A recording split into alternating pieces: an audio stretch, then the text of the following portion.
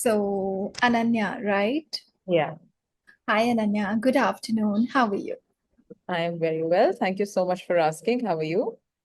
Absolutely fantastic. Thank you so much. Of course, it's a pleasure having this session with you.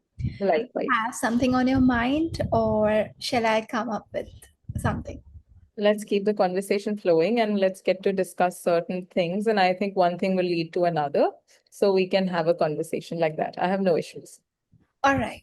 So, no problem. In fact, I had some questions, two, Sure. three questions on mind. All So, right. we can keep it as a base of our conversation and we can Absolutely. move forward. Done deal. Will that work? Absolutely. Okay. So, Ananya, could you please tell me a little bit about yourself? All right. So you already know my name. By profession, I'm an advocate. I practice at the Supreme Court and High Court and other courts across the country.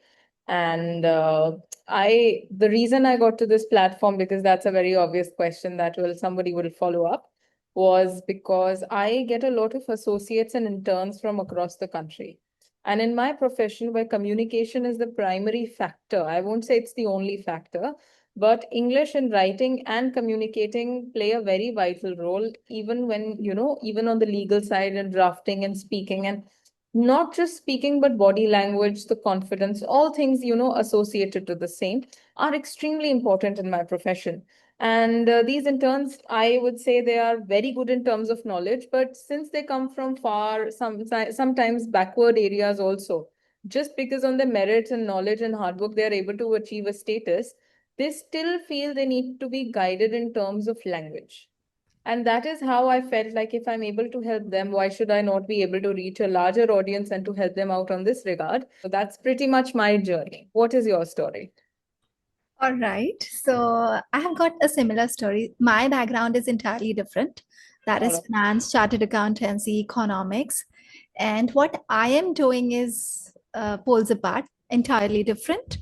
As of now, I am having this content creation part also with me. Oh, So, yeah, it's going great. And I get to meet people like you. It's all right. amazing. It's the best thing that is happening these days. Right. Wonderful. So, yes, let's move forward. So, the questions I have chosen, they are more or less related to communication and personality. All right. And I'm sure since that's our niche, I Mhm. think we can add some value to it. Absolutely. I would love to help out. Okay, but Ananya, I think your voice is a bit low, although I'm able to hear, but Mhm. if you can check. So, Ananya, here is my first question, All right. and it is, so you get to meet a lot of people on Mhm. day-to-day basis, right? At your workplace, in your professional and personal life, both. Yeah. So, what is the first thing that you notice in any person when you meet them for the first time? Oh, that's a very good question because usually everybody has their own criterias. And having studied psychology also on the side, so I can say everybody, they look for things that they want to improve in themselves or something that they want. Usually that's the first thought or that's the first thing that you look into. But when I say when I meet different people, I mean it could be under different circumstances. Like if I meet a senior at work, I would definitely look at his experience and how he conducts himself and how he speaks and how he thinks. That's what I'm trying to imbibe from somebody. If I meet a junior, I feel how can I help him or how can I be an asset to his learning journey. If I meet a fellow client, I try to understand what are they looking for. So every time you meet somebody, the criteria and the requirement strata is very different, right? But the primary thing that I think that I look into is the current mood or emotions of the person. Because trying to understand somebody's mindset, which is very important to me, is to understand what are they feeling. Because a senior would either be, in a rush. So I would not want to prolong the conversation. A junior who's not clear with the situation would be either confused or, coming to me for help. So they would be wanting to understand how do I go about it. A client would be probably in a state of distress or would be calm but still wants the problem to be solved because they feel that this has been hanging on their head for a while and they really want to get out of the mess. So the different kinds of situations, if I meet my friends, they sometimes are exhausted or sometimes they just want to go home and sometimes they have their own issues going on. So everybody emits a different mood and energy.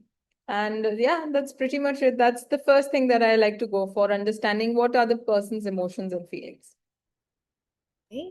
Wonderful answer. In fact, you gave an elongated answer where you described almost everything, Yes. various situations. And if I keep it specific, if I make it specific and ask, as soon as someone enters a room, Mm-hmm.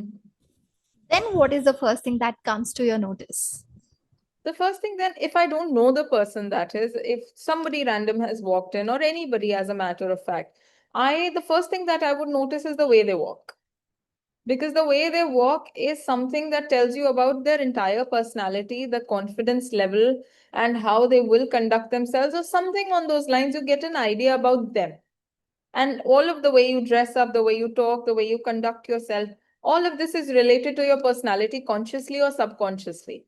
So that is very, very important.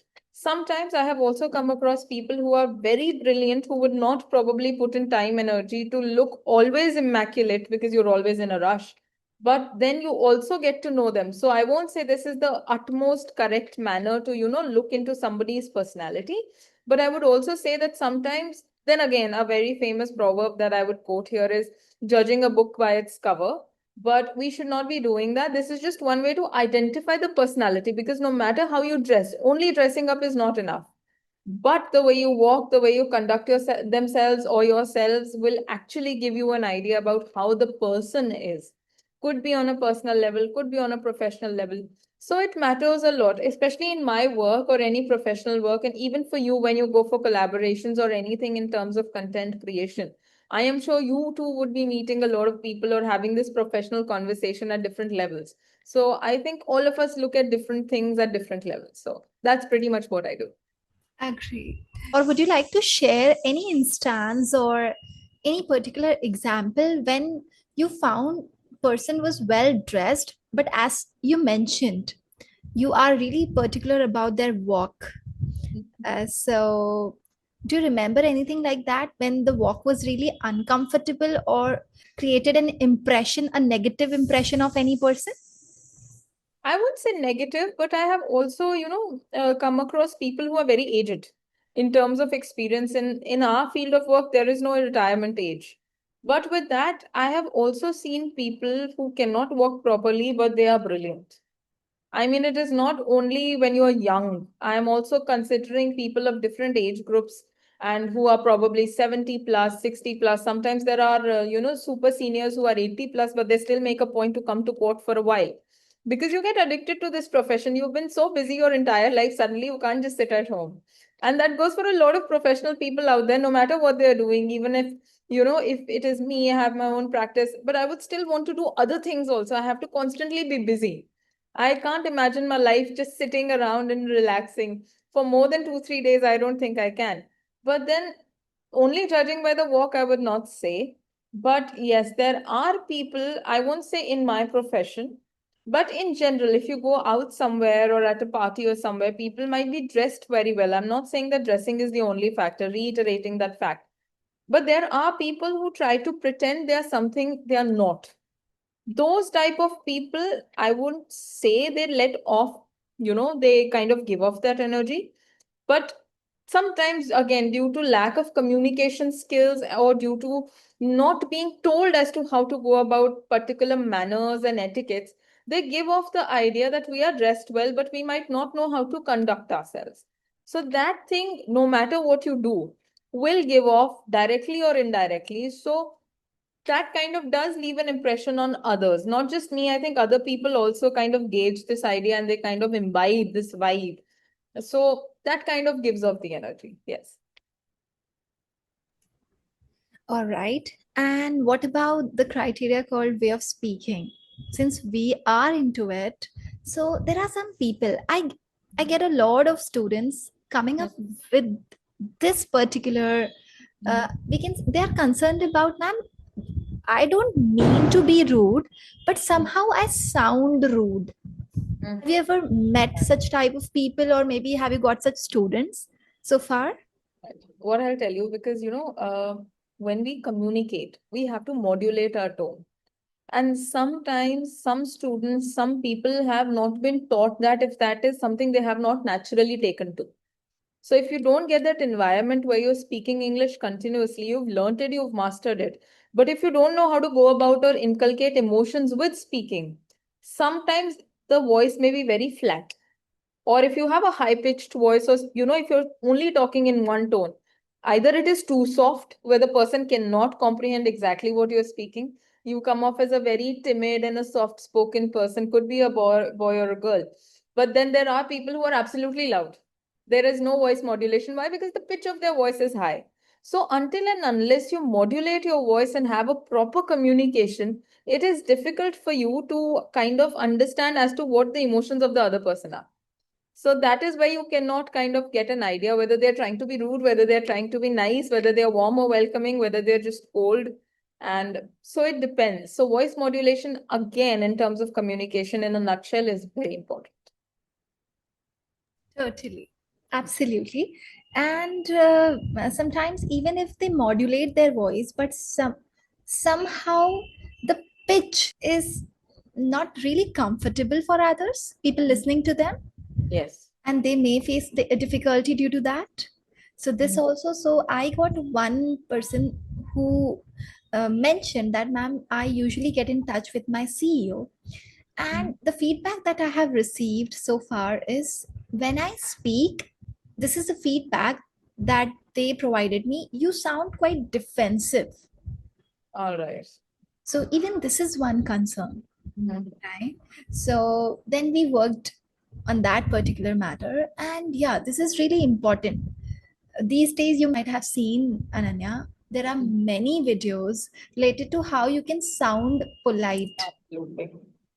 So this is, I think, very important because Absolutely. the person's energy matters a lot. Absolutely. Absolutely. And words, energy, both, it really matters a lot for me. And if no matter, even if that's a family member also, but that person has got that rude speech, means I cannot be in conversation with that person for long. That's how I am. So Understand. for me, that politeness is really important. All right. So Nanya, this was one question from my end, and now I want you to come up with one. All right, sure. So you said, like, you faced a situation with a student in a very particular, specific manner. So how were you able to help the student out of that situation? What steps or activities were you giving to the student? All right. So what we did is, he was my old student. All right. All right. So what he did, he particularly got that recording with him, right? Because these days, most of the meetings they are Absolutely. online. Yes, yes. So he got that recording and he shared that recording with me, and he asked me to analyze it deeply. All right. And then I first of all analyzed him, means particularly. I didn't talk about anything in general, like Mhm. this can be done or that can be done. I talked about what you can do. All right. So in that entire recording that I watched, what I noticed was what was happening. The person, while the other person was speaking, this, my student, he was just coming up with his point abruptly. Mm-hmm. Is that patience part was missing? Mm. Number one. So that was the highlight of the entire video that I noticed. So I asked him to, why can't you be a little patient? Mm. Let them complete first, Mm. let them come up with their point, let them put their point at first, and after that you can start. That is one thing. The other part was, again, he was particularly mentioning my team, I, these things. And when you continuously come up with I, and my Yes. team members, you start, see, they called him defensive, Yes. right? Although I told him, what's wrong in defending your team? After all, you are the leader and it's your Absolutely. responsibility, right? So he said, yes, ma'am, I agree. But for them, it's not good. Team gave him some word, I don't remember. Okay. So I told them, see, one thing you can do, first of all, let them complete, be patient. Second thing is, remove these I's and my team from your speech. Reduce it. If not remove, at least reduce it. Absolutely. That's very important. Right. And just say we as a team. We can do that. We did that. Right. So that simple change, a little change can make a huge difference. After that, I also asked him to change his words. So what I noticed was, although he was polite, he was good overall, everything was great, just few words could have added a lot of politeness and warmth in that entire session, in that entire meeting.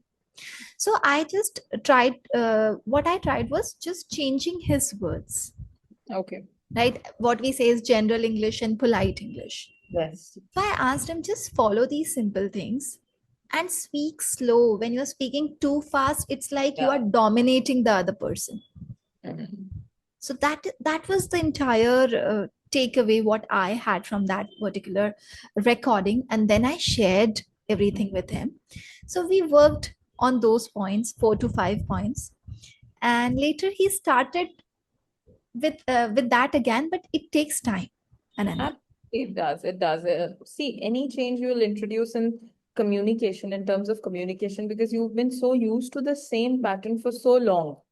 Changing a habit, changing the way you talk, the way your voice modulates, and all these things will take a lot of time. It will obviously not happen overnight, but at least, getting the feedback from somebody and, working on these lines and certain activities and telling him how to get out of it, him or her, that is, they will start putting it in their brain consciously and start to tell themselves that I am not supposed to do this, I'm supposed to do this instead. Every time they try to do it subconsciously, they unknowingly, they will try to correct it again. And even if they make the mistake, they will make sure that they do not repeat the mistake again. So there are certain things like this they'll be doing. So yes. I hope I'm audible, Ananya. Yeah, you're audible. Yes. Sorry for the interruption. No worries, no worries. So I feel building a habit obviously takes a little bit of time. And once they consciously start making that effort and knowingly start correcting themselves every time they are making the mistake or about to make the mistake, they will take a moment or, start correcting themselves automatically. And that's exactly how it's supposed to go. Absolutely. And that's what he did. First of all, I was really happy that he got this feedback that you sound defensive. Absolutely. It's very important. Yes. And that day onwards, I noticed you change in his way of speaking right after receiving that feedback. That's great. And then he started working, and then it went on. And gradually it happened. Even I noticed when he used to be in session with me. So I noticed those little changes that really make big impact. Absolutely. So that's how it is. Also, any other question, Ananya? Do you have something else? I would love to ask you certain questions, but we are running out of time and I do have a meeting at 2:30. I'm so Yes. sorry. No So I problem. would love to catch up with you again and discuss more questions and more situations where we are able to help each other out mutually. So thank you so much, and I hope to see you soon. Thanks a lot, Ananya. Have a good day ahead. You too. Thank you.